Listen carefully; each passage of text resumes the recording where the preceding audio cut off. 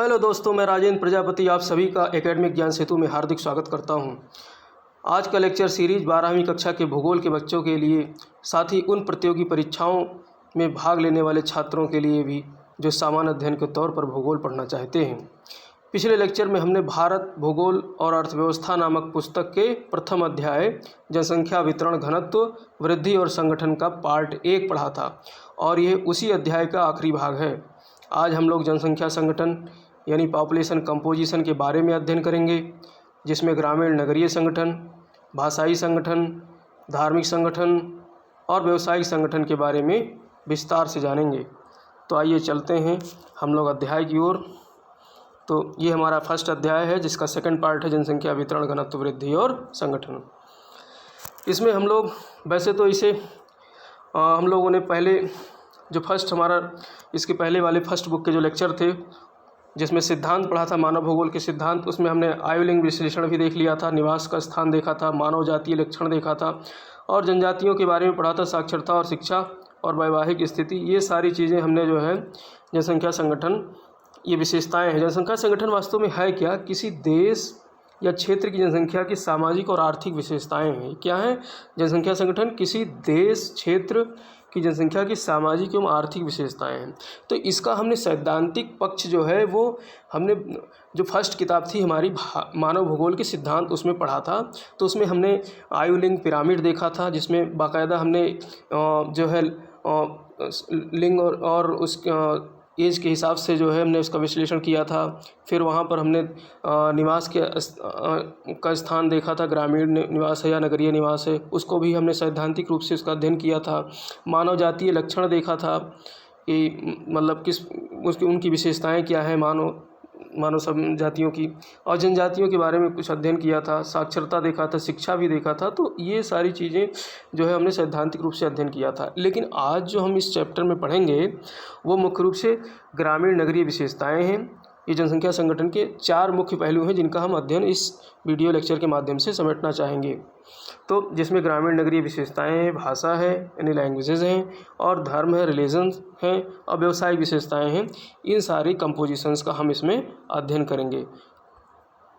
तो हमारा पहला जो कंपोजिशन है ग्रामीण नगरीय संगठन, यानी कि rural urban composition. Rural urban composition के बारे में हम यहाँ अध्ययन करेंगे। तो ये निवास स्थान के आधार पर नगरीय और ग्रामीण जनसंख्या जो है ये 2 हैं। निवास स्थान के आधार पर नगरीय और ग्रामीण जनसंख्या, इनको 2 भागों में बांटा जा सकता है।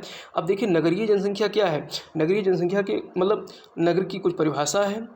अभी परिभाषा देश काल और परिस्थिति के अनुसार बदलती रहती है। अब जैसे भारत की बात करें तो भारत में नगर की कुछ परिभाषा जो है अलग है, तो विकसित कंट्रीज़ में कुछ अलग है।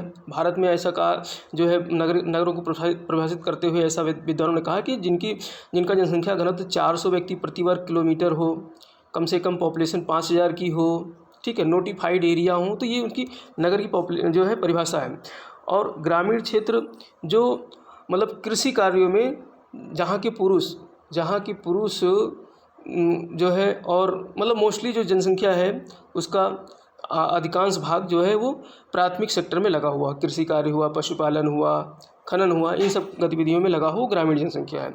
और नगरीय जनसंख्या में एक बात और थी, मतलब लगभग 75% पुरुषों की जनसंख्या जो अकृषीय कार्य में लगी हों। अकृषीय कार्य मतलब कृषि के अतिरिक्त कृषियेतर कार्य जिसको बोलते हैं, नॉन एग्रीकल्चरल, जिसमें आपका इंडस्ट्री हो जाएगा और जो है आपका तृतीय क्रियाकलाप हो जाएंगे, जिसमें परिवहन है, बैंकिंग है, ये सब सेक्टर्स में लगे हुए लोग होंगे। तो देखिए हम यहाँ पे इसके कंपोजिशन की अगर हम बात करें तो नगरीय संगठन में हम अभी अगर हम नगरीकरण की बात करें तो 2011 की जनगणना के अनुसार भारत में 31.2% लोग नगरों में रहते हैं। 31.2% लोग। और ग्रामीण जो जनसंख्या परसेंटेज है वो 68.8% है। ग्रामीण परसेंटेज 68.8% है, ठीक है। ये 2001 के सेंसस के आधार पर है। लेकिन अगर हमने उसमें पहले वाले जो मानव भूगोल के सिद्धांत में हमने देखा था, तो वहाँ हमने देखा था कि विश्व की जनसंख्या का लगभग 50% से भी अधिक जो है भाग वो नगरों में रहता है आज के समय में, 50% से अधिक पॉपुलेशन नगरों में रहता है। तो उसकी अपेक्षा भारत में अभी नगरीकरण कम हुआ है, लोगों का नगरों की तरफ रुझान अभी उस हिसाब से नहीं हुआ है। लेकिन अगर हम ट्रेंड की बात करें 2001 के सेंसस को देखें, अगर हम अगर हमें कंपैरिजन करना है, तुलना करना है, तो पुराना आंकड़ा भी तो होना चाहिए। तो 2001 के आंकड़ों के आधार पर, सेंसस के आधार पर हम ये देखते हैं 27.8% की पॉपुलेशन उस समय नगरों में रहती थी और 72.2% की पॉपुलेशन ग्रामीण क्षेत्रों में रहती थी। तो अब इसमें एक ट्रेंड हम देख रहे हैं, इसमें हो रही है वृद्धि, ये इसमें जो है पॉजिटिव ग्रोथ हो रही है, यानी कि नगरीय जनसंख्या में वृद्धि हो रही है। तो ये क्या चीज़ दर्शाती है? नगरीय जनसंख्या में वृद्धि होने का मतलब क्या हो गया कि जो हमारा आर्थिक क्रियाकलाप है, व्यवसाय है, इनमें वृद्धि हो रही है। लोग अपना व्यवसाय बदल रहे हैं। ये सूचक है, वृद्धि का सूचक है कि नहीं सूचक है? भाई व्यवसाय कृषि के अतिरिक्त जो है लोगों का रुझान किस तरफ हो रहा है? गैर कृषि कार्यों में, जैसे कि जो है आपका इंडस्ट्री में हो गया, उद्योग धंधों में हो गया, और ख़ास करके जो विकास भारत ने जो अब छलांग लगाया है, प्राथमिक से तृतीयक सेक्टर में छलांग लगाया है। द्वितीयक सेक्टर उतना विकास नहीं किया है, लेकिन टर्शरी सेक्टर में ज़्यादा लंबा छलांग लगाया है। अगले स्लाइड में हम लोग आंकड़ों के बारे में देखेंगे। लेकिन दूसरी तरफ हम ये देख रहे हैं कि जो ग्रामीण जनसंख्या है उसमें नेगेटिव ग्रोथ हुई है, नकारात्मक वृद्धि दिखा रही है। 72.2% से 68.8% हो गई है। तो यानी कि धीरे धीरे अब जो है हमारा देश जो है तीव्र आर्थिक विकास की तरफ बढ़ रहा है, क्योंकि ये सूचक है। अगर नगरों की आबादी बढ़ रही तो इसका मतलब ये है कि लोग जो है अब जो है कम लोग भी कृषि कार्य में लगे हैं, फिर भी उपज या उत्पादन, कृषि का उत्पादन उससे ज़्यादा हो रहा है पहले जितना हो रहा था। अब भाई बाकी जो सरप्लस में जनसंख्या बचेगी, अगर मान लेते हैं कृषि का जो है पूरी तरीके से मैकेनाइज्ड हो जाए कृषि, तो उसमें कम व्यक्ति लग करके भी उत्पादन कर सकते हैं उतना ही, और प्रोडक्टिविटी बढ़ेगी। अगर मान लो वैज्ञानिक कृषि करेंगे तो जो बाकी बची हुई जो सरप्लस जनसंख्या है वो तो शहरों की तरफ जाएगी फिर, और शहरों में ही उनको रोज़गार मिलेगा।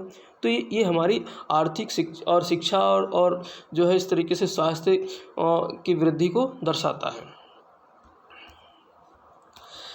अब यहाँ पे देखिए हमने इसको जो है एक लाइन ग्राफ के माध्यम से इसको दर्शाने का प्रयास किया है। ये हमारी जो ग्रीन वाली लाइन है ये क्या दिखाती है? ये ग्रामीण आबादी को दिखाती है, और ये जो है लाल वाली लाइन हमारी ये अर्बन पॉपुलेशन को दर्शाती है। तो अब देखिए यहाँ पर हम 1961 का आंकड़ा हमने देख लिया है। यहाँ से 1961 में 82.04% जनसंख्या कहाँ थी? गाँव में रहती थी। अभी देख रहे इसका ये जो है ढाल किस तरीके से नीचे की तरफ जो है गिरता हुआ कर्व दिखाई दे रहा है। लेकिन जो 17.96% लगभग जो है 1961 में नगरों में रहती थी जनसंख्या, इसमें थोड़ा सा ऊपर की तरफ अपवर्ड जो है ग्रोथ दिख रहा है। तो ये 2011 में आकर के 31.16, वही 31.2, और ये 68.8% के जो है जनसंख्या अब ये जो है धीरे धीरे डाउनवर्ड हो रही है। यानी 82% की जनसंख्या जो गांव में रहती थी वो 68% के आसपास, 69% के आसपास आ गई पिछले कितने सालों में? लगभग 40 वर्षों में। तो इस तरीके से ये हमें ये दर्शाता है कि हम धीरे धीरे जो है विश्व के उन अर्थव्यवस्थाओं की तरफ बढ़ रहे हैं जो तीव्र गति से आर्थिक विकास करते हुए आगे बढ़ती चली जा रही है।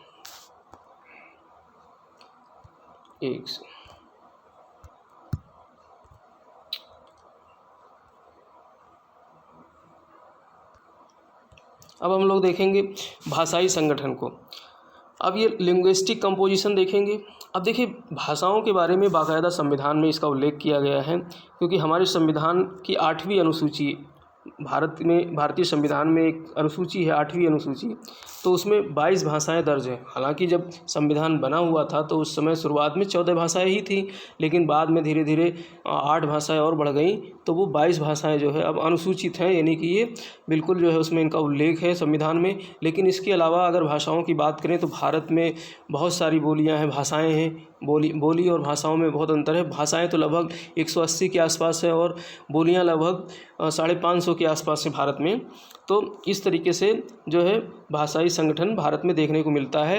अगर हम उत्तर से दक्षिण की तरफ जाएं, ये हमारा भारत का मानचित्र है, तो ये नॉर्थ से साउथ की तरफ जाते हैं अगर, तो जो है इस तरीके से भाषाओं में परिवर्तन आता है। पूरब से पश्चिम की तरफ जाते हैं, अगर पूरब से पश्चिम की तरफ जाते हैं तो भाषाओं में परिवर्तन आता है। तो कुल मिलाकर के जो है हम इनको जब मतलब पूरे भारत के भाषाई संगठन को जब अध्ययन किया विद्वानों ने, तो उनको 4 कैटेगरी में, 4 फैमिली में डिवाइड किया। लेकिन उसके पहले हम एक चीज़ समझ लेते हैं, भाषाई प्रदेशों की सीमाएं अध्यारोपित होती हैं। अब देखिए ये पूरा भारत है हमारा, अब यहाँ पर इस सीमा के अंदर जो है विविध धर्म के लोग और विविध मान्यताओं के लोग रहते हैं और उनकी भाषाएं, बोलियां अलग अलग हैं। लेकिन क्या आप ये समझ रहे हैं कि जैसे मान लो हमने राज्यों को, पहले तो भाषाई आधार पर राज्यों के डिवीज़न की बात की गई थी, जो है बहुत सारे इस पे जो है विवाद भी हुए और दक्षिण भारत में जो है खास करके भाषाई आधार पर राज्यों के विभाजन के लिए बहुत अनशन भी हुआ था। लेकिन उसके बाद में जब इसका विभाजन हुआ राज्यों का, तो जैसे गुजरात है, गुजरात और ये महाराष्ट्र मराठी के आधार पर, मध्य प्रदेश हिंदी के आधार पर इसका विभाजन इस तरीके से हुआ।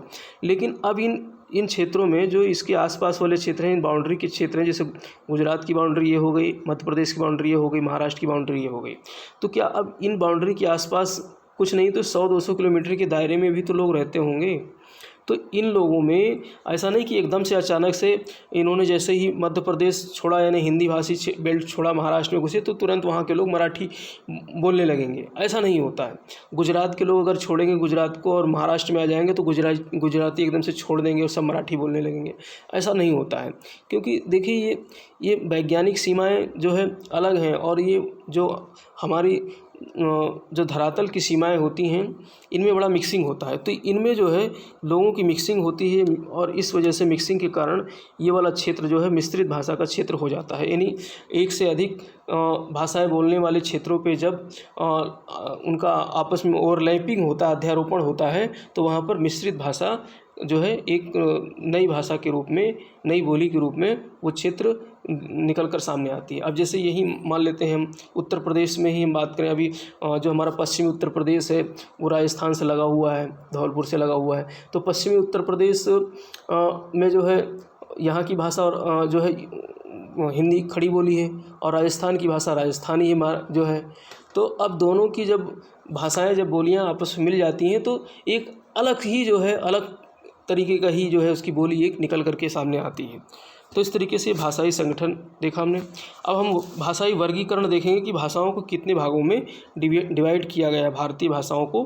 तो भारतीय विद्वानों ने भारतीय भाषाओं को 4 मुख्य वर्गों में विभाजित किया है। अभी 4 मुख्य वर्ग कौन कौन से हैं? पहला है भारत यूरोपीय, इसको आर्यंस भी कहते हैं। अब देखिए भारतीय यूरोपीय मतलब इसमें जो है दोनों मिक्स हैं। अब ये आर्य लैंग्वेज क्यों है? क्योंकि देखिए सेंट्रल एशिया से, इधर कहीं मध्य एशिया है, इस तरफ जा कर के मध्य एशिया है, तो मध्य एशिया से लोग आए इस क्षेत्र में। तो यहाँ हमने पहले वाले स्लाइड में बताया था कि ये हड़प्पा क्षेत्र था ये पूरा। अब हड़प्पा में जो है एक नई सभ्यता थी, मतलब एक अलग ही तरीके के लोग वहाँ थे, वो बहुत ही शांतिप्रिय लोग थे, व्यवसाय करने वाले लोग थे।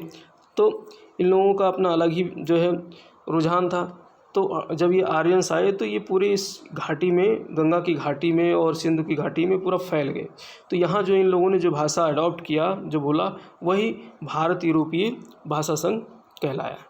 और जो यहाँ के लोग थे, जो वास्तव में इधर के लोग, जो यहाँ के वास्तविक निवासी थे इस क्षेत्र में रहने वाले, वो इनको धक्का दे दिया दक्षिण की तरफ, तो ये इधर आ गए। तो यहाँ बोलने वाले लोग जो हैं इस क्षेत्र में वो द्रविड़ बोलते हैं, और यहाँ के द्रविड़ हैं। और इसके अलावा कुछ जो है छुटपुट जो है जातियों द्वारा बोली जाने वाली भाषाएं, जैसे यहाँ बोली जाती है, इधर आपका जो है ये क्षेत्र हो गया दक्षिणी जो है मध्य प्रदेश वाला हो गया हिस्सा, और ये आपका हो गया उड़ीसा वाला हिस्सा, ठीक है, कालाहांडी वगैरह का जो क्षेत्र है, और इधर आपका झारखंड बिहार वाला हिस्सा हो गया। तो यहाँ पे एक आस्ट्रिक भाषा बोली जाती है, निषाद एक निषाद जाति है, उसके नाम आधार पर उसके नामकरण पड़ा है।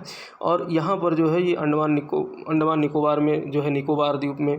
तो इस तरीके से ये आस्ट्रिक समूह की भाषा है, ठीक है, छिटपुट में। और अगर उत्तर में जाएं तो यहाँ पर तिब्बती, चीनी तिब्बती, अब ये चूँकि तिब्बत वाला हिस्सा है ये पूरा, और ये इधर चाइना है, तो इससे जो है एक नई भाषा बनी इनके मिश्रण से। जब भारत में इनका मिश्रण हुआ तो एक किरात भाषा इसकी बोली गई। तो ये किरात भाषा जम्मू कश्मीर है, उत्तरांचल के उत्तरी भाग में है, और अरुणाचल प्रदेश है, इधर पूर्वांचल के राज्यों में बोली जाती है। तो इस तरीके से हमने भारत के 4 भाषाई राज्य 4 भाषाई वर्गीकरण इनके देखें। अब इनको हम जो है किस तरीके से देखते हैं, ये जो है कई भाषाओं में जो भाषाई वर्ग थे वो कई भाषाओं में भारत में डिवाइड हुए, जिसको हमने देखा कि भारतीय अनुसूची में जो हमारे 6वीं अनुसूची है उसमें जो है 22 भाषाओं का उल्लेख किया गया है। तो उसमें कुछ भाषा क्षेत्र यहाँ हम मानचित्र के माध्यम से देख सकते हैं। जैसे ये वाला क्षेत्र देखिए, ये अपना पूरा हिंदी बेल्ट हो गया, ये वाला क्षेत्र जो है हिंदी बेल्ट हो गया। और इधर हमने द्रविड़ वाला क्षेत्र जो देखा था, तो द्रविड़ वाले क्षेत्र में इसमें जो है तेलुगु हो गया, तमिल हो गया, मलयालम हो गया, उड़िया हो गया, गुजराती हो गया, ये सारे हो गए। और आर्यंस वाली जो बेल्ट थी इंडो यूरोपियन, वो हिंदी बेल्ट हो गई। और इधर इंग्लिश बोलने वाले लोग जो है नॉर्थ ईस्ट में हैं ज़्यादा, ठीक है। तो इस तरीके से अब इनको हम कंपैरिजन करते हैं अगर दोनों मानचित्रों को एक साथ लगा करके, तो ये इससे ये पता चलता है कि ये वाला क्षेत्र, हरा वाला क्षेत्र जो पूरा आर्यंस वाला था, हिंदी वाला हो गया। द्रविड़ वाला क्षेत्र था जो दक्षिण भारत के ये भाषाएं जो मलयालम, तेलुगु और तमिल ये सब हैं द्रविड़ परिवार के समूह के, ठीक है। तो इस तरीके से इनका हम भाषाई परिवार को भाषाई वितरण से कंपैरिजन करके हम देख सकते हैं। नेक्स्ट हम लोग धार्मिक संगठन के बारे में पढ़ेंगे, रिलीजियस कंपोजिशन के बारे में देखेंगे। भारत में धार्मिक समूहों के उद्भव एवं विकास की ऐतिहासिक जो है ये यात्रा हम देखते हैं, किस तरीके से धार्मिक संगठन भारत में विकसित हुए। तो सबसे पहले हम देखते हैं भारत में जो है उत्तर पश्चिमी वाला क्षेत्र जो था वहाँ पर हड़प्पा सभ्यता जो है विकसित हुई थी।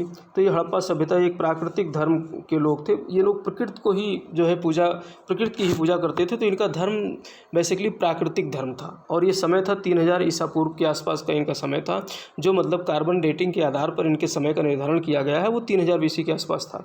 इसके बाद में फिर उसके बाद में 1500 BC के आसपास, ईसा पूर्व 1500 के आसपास जो है आर्यंस भारत में जब आते हैं तो इन्होंने हिंदू वैदिक कल्चर का यहाँ पर श्री गणेश किया। जो आज हमारी सनातन धर्म है वो हिंदू वैदिक कल्चर को इन्होंने शुरुआत की यहाँ से। फिर इसके बाद में इसकी प्रतिक्रिया स्वरूप इसमें बहुत सारी ऐसी जो है कॉम्प्लिकेशंस थे, बहुत सारी ऐसी जो है विविधताएँ क्या बहुत ज़्यादा इसमें जो है इतनी कठोरता आ गई थी। तो उसके विरोध स्वरूप जो है महावीर जैन और महात्मा बुद्ध जैसे लोगों ने जो है नए धर्म के सिद्धांत दिए, जैसे बौद्ध और जैन धर्म कहते हैं। तो ये 6ठी शताब्दी ईसा पूर्व के आसपास की घटना है। और इसके बाद में पुनः जो है वैदिक संस्कृत को स्थापित करने के लिए जो है प्रयास किए गए, जिसमें वैष्णव और शैव ये मत जो है कुछ सोफिस्टिकेटेड होकर के कुछ जो है जो वैदिक कल्चर था उसका नया स्वरूप देखने को मिला वैष्णव और शैव के रूप में।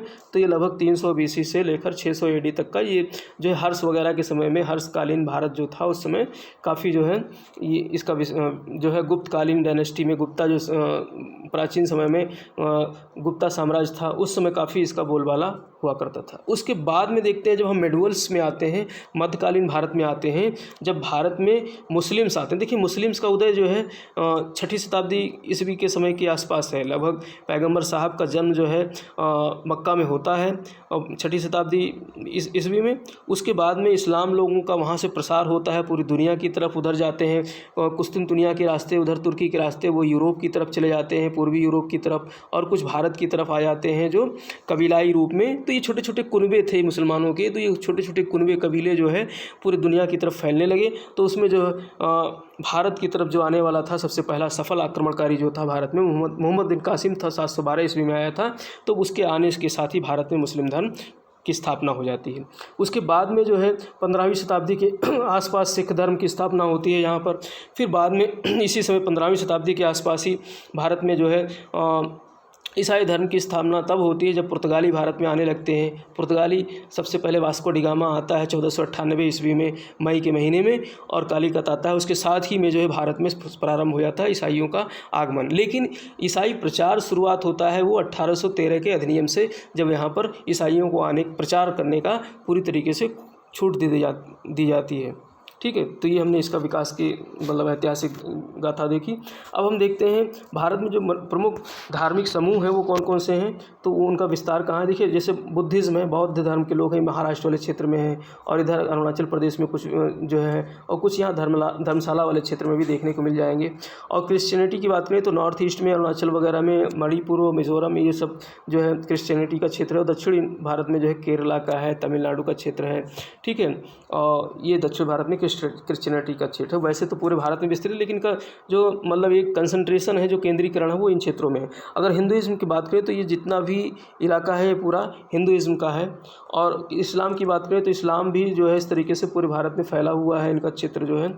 जैनिज्म एक सीमित क्षेत्र में, जो कि मोस्टली शहरों में रहती हैं, तो खास करके आपका मुंबई वाला क्षेत्र हो गया, ठीक है, तो ये जैनिज्म का क्षेत्र हो गया। अगर सिखों की बात करें तो ये पंजाब वाला हरियाणा पंजाब वाला क्षेत्र सिखिज्म का है। तो इस तरीके से इनको हम देख सकते हैं, वितरण इनका देख सकते हैं मुख्य के धर्मों का। अब यहाँ पे हम इसका जो है परसेंटेज के हिसाब से देखते हैं, तो ये हिंदू लगभग 80% है। भारत में जो है हिंदू की जनसंख्या 80% है, मुस्लिम्स लगभग 14% है, क्रिश्चियन लगभग 2.3% है, सिख लगभग 1.7% है और बुद्धिज्म लगभग 0.7% है। तो इस तरीके से ये वही जो पीछे वाला स्लाइड था, उस पीछे वाले स्लाइड को हमने एक ही मानचित्र में जो है इसको लेने का प्रयास किया। तो इसमें ये पीला वाला क्षेत्र पूरा जो है ये क्या है, हिंदुइज्म का क्षेत्र है, लगभग 80% है। और मुस्लिम्स का क्षेत्र कश्मीर वाला क्षेत्र हो गया। वैसे भी ये जो हरे हरे स्पॉट दिखाई दे रहे हैं, ये सब मुस्लिम्स जो है पॉपुलेशन का संकेंद्रण है, ठीक है। तो इस तरीके से इसको हम इसमें देख सकते हैं। इधर नॉर्थ ईस्ट में आप देखेंगे, इधर ये नीला वाला क्षेत्र जो है क्रिश्चियनिटी को दिखाता है, ठीक है, जिसमें अरुणाचल प्रदेश हो गया, आपका नागालैंड हो गया, मणिपुर हो गया, मिज़ोरम हो गया, ये सब क्षेत्र क्या हैं, ये सब क्रिश्चियन वाले क्षेत्र हैं, ठीक है। अब हम श्रमजीवी जनसंख्या का संगठन देखेंगे। श्रमजीवी जनसंख्या क्या है, मतलब व्यवसायिक संगठन की हम बात कर रहे हैं यहाँ पर।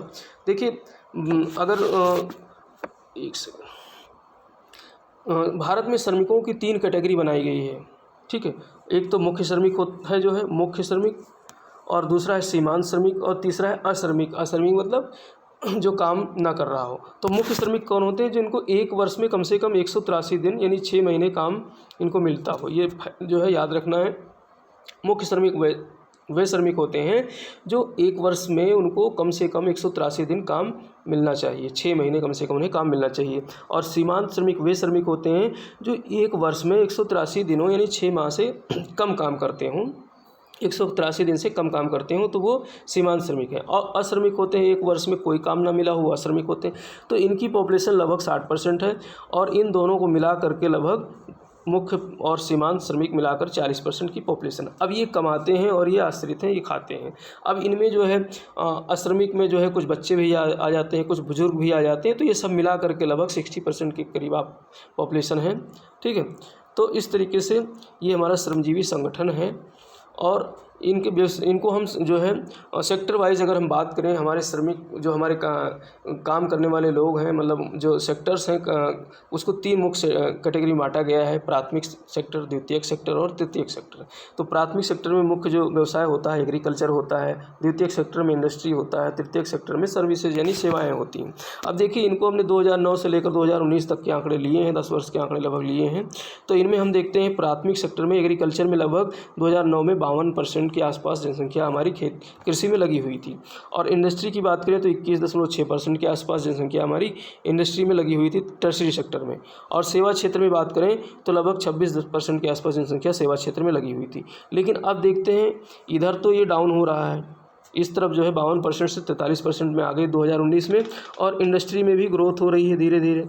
लेकिन सबसे ज़्यादा उछाल जो आया है वो सर्विस सेक्टर में आया है, सबसे ज़्यादा उछाल सर्विस सेक्टर में आया है। तो इससे ये पता चलता है कि हमारे भारत की जो अर्थव्यवस्था है कृषि से सीधे सीधे मूव कर रही है सर्विसेज की तरफ, सेवाओं की तरफ। अब सेवाओं में खास करके परिवहन की सेवा आती है, बैंकिंग सेवा आती है, और इसके अलावा जो है तमाम अन्य चतुर्थक सेवाएं भी आती हैं। चतुर्थक सेवाएं ऐसी सेवाएं होती हैं जो बौद्धिक सेवाएं होती हैं, वो चतुर्थक सेवाएं होती हैं। जैसे एक शिक्षक की सेवा हो गई, एक वकील की सेवा हो गई, ये सब।